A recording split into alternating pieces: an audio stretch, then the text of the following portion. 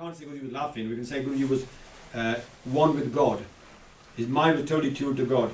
Now, it's very hard for us to believe that a human being can endure that sort of torture. I mean, let's face it, any one of us here, if we're, say we have the chance to do some seva and langar, and girls we're more familiar with this than probably the boys, if you're making chapati or rotis, right, you're making prashadis, right, and you suddenly touch the plate where the prashadi are and it's hot, you suddenly say, ah, mom, I just burned my fingertips because it's hot. And women who are experienced in making roti, they're so fast in changing it that the actual heat never touches their fingers. They can but if you're a learner, right, you don't realize you've got to do it fast, otherwise you're going to burn your fingers. And that pain, right, is very, very minute, and yet it's very painful, and most of us will cry out with pain. Now just imagine the whole body on a hot plate with fire raging underneath and burning sand being poured on the body. There's no way any one of us here, including me, can endure that. So how do you think Guruji endured it? Did he do part whilst it was happening? Well, obviously the part was going, yes. But what happened exactly?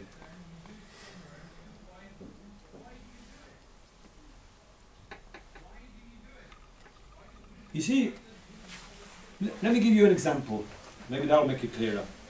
Say if you are very, very unlucky, very unfortunate, something goes wrong with your body, right?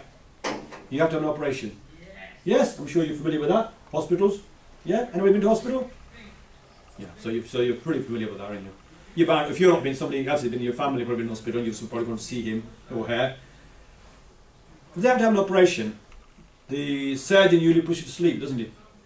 And what does he do? They either use gas to put you to sleep, or they use an injection to put you to sleep. Now, when you're asleep, he can cut your body up, take your heart out, and put another heart in, called heart transplant. They do it, don't they? Take your heart out, and obviously you're on a machine, ventilator machine, your breathing is done by a machine, but they can take the heart out and put another heart in, sew you all up. You ain't even aware of it.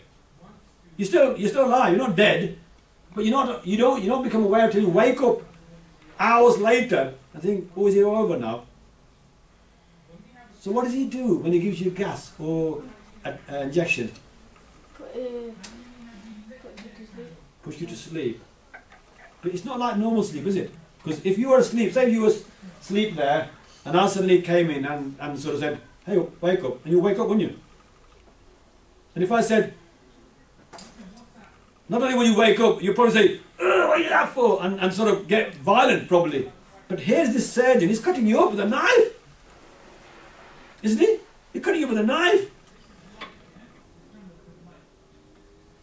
If you were asleep and I said, I cut your knife, you still wake up, wouldn't you, say, with the pain? So what has he done? Anybody? Don't they numb it? Well, they do numb it. What they do actually is, the mind or the brain has different levels of sleep. They put you into so deep sleep, right, where you can't easily wake up from. They have to wake you up. And you'll be staying there for hours. They know that the amount of injection or gas they give you will put you in this very, very deep sleep, right, that you will not wake up from. They can do anything they like with you.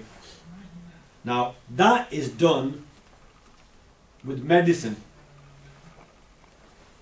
Those blessed souls who are spiritually one with God, as Guruji was, they can detach the feeling function of pain. They can detach that from the body. So their mind is totally absorbed in God, then there's no pain. There's no feeling of pain whatsoever. Whatever happens in the body will react, but there will be no pain felt. And that's how Guruji was. Guruji was one with God. The mind was detached from the pain, from the body. So the torturers thought, okay, we're going to torture Guruji to make him change his mind. But the fools didn't know that they were dealing with a power that was beyond them. They couldn't understand it. So they tried everything. They tortured Guruji. They put Guruji's body into a big cauldron, big massive pot with hot boiling water in there, put the buri in there to boil it alive, poured sand on a hot plate, and this lasted for 3 or 4 days, this torture. And then they put Guruji's body in the flowing river where the body perished. But Guruji bore all this with grace, with no show of any sort of pain whatsoever. That is sacrifice. When you sacrifice your body for a righteous cause, and the cause was that in God's name I shall give my body. I will not change God's word, because the Gurbani in Guru Granth Sahib is God's word.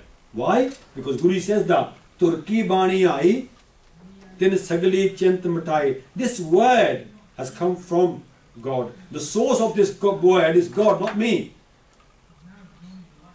I